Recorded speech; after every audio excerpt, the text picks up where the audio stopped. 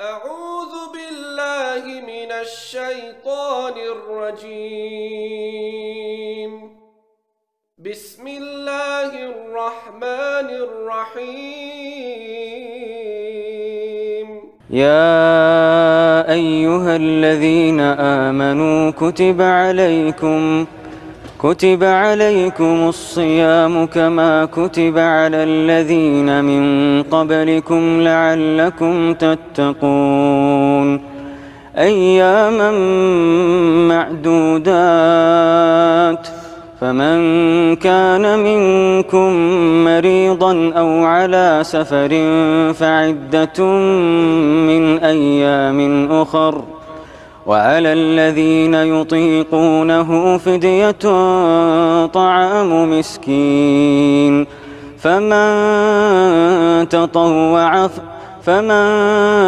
تطوع خيرا فهو خير له وأن تصوموا خير لكم إن كنتم تعلمون شهر رمضان الذي أنزل فيه القرآن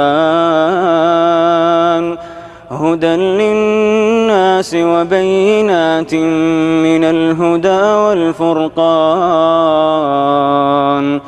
فمن شهد منكم الشهر فليصمه ومن كان مريضا أو على سفر فعدة من أيام أخر يريد الله بكم اليسر ولا يريد بكم العسر ولتكملوا العدة ولتكبروا الله على ما هداكم ولعلكم تشكرون.